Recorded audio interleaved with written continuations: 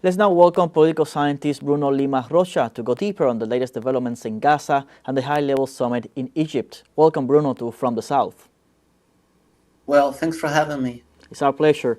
Bruno, today we saw the completion of that first phase of the ceasefire agreement, which was the exchange of prisoners. Before going into that deeper, what factors led to the signing of the current ceasefire agreement between Israel and Hamas? I really understand that when Tel Aviv decided, with or without the compliance and the complicity, of United States to bombard Qatar, to attack Doha, and reminding that Qatar, United Emirates, and Saudi Arabia, they are aligned to the United States, they crossed a new red line. And this was the must-be situation for Doha, for Cairo, and even for Erdogan in Ankara. Because if they allowed the Israeli forces to bombard U.S. allies in the region, this would be a green flag to attack all over all countries there, even a NATO member like Turkey. So this was the last situation of Netanyahu before being forced to sign an agreement with Donald Trump and the ceasefire and the release of common prisoners. Going back to the released Palestinian prisoners, some are actually not returning home because they have been exiled. What message does this send, and what effects could the release of important figures from the resistance movements have on the future stability of the current agreement?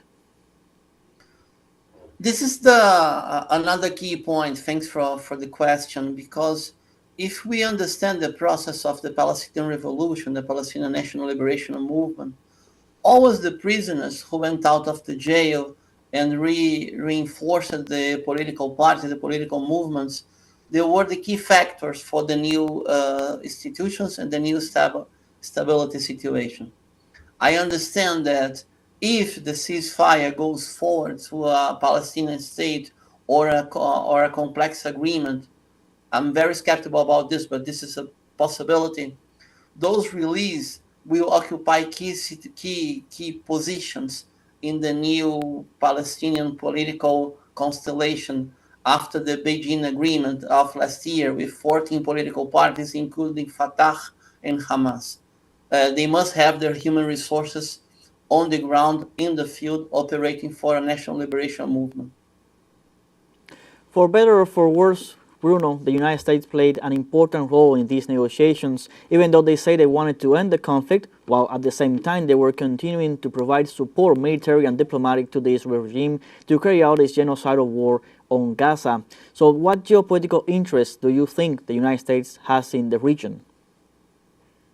Israel is a protégé of United States.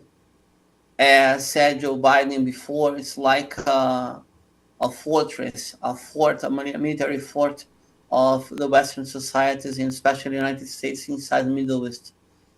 I think that Trump does have the illusion to establish a protectorate of Palestinian with half sovereignty being funded and with money from Qatar, Saudi Arabia, and Emirates, and being so-called protected by NATO forces like Turkey. He understands, but he cannot see the only solution is a viable sovereign Palestinian state. Otherwise, in a way or another, the struggle will continue, and will begin again. Egypt, also this Monday, Egypt is hosting a peace summit with a lot of international representation of the highest level. What concrete results can we expect from this summit, and what role will the Arab countries play in the political and economic future of Gaza and the West Bank? Again, wonderful questions. First, I understand that diplomacy of Egypt is very capable, and they are very concerned about the details. Egypt understands that besides being a client of U.S. money, they cannot allow a new Palestinian city or a new refugee camp, or so big one, a huge one in the Sinai Peninsula. So they are concerned about the details. The possibility of the next phase is to rebuild Gaza with Arab money and a common force organized by the Arab League and the International Islamic Cooperation Organization. This is the only solution. Palestinian people will not accept a new British mandate, a new protectorate, and not even they can not even listen the name of Tony Blair and other Western politicians to be the manager of a new Gaza. This is unviable, and the Egyptian diplomatics, they won't allow this to go on. Bruno, to conclude, we know the track record of Israel when it comes to ceasefires. So how sustainable do you believe this fire agreement between Israel and Hamas is? Will it last? I hope so, but all along those years, those decades, we learned to not believe any single word from Israel, and even worse from Netanyahu. But they understand that they are obedient to Trump. And as far as Washington does not allow them to kill anymore or to kill directly anymore, they will be more concerned about it.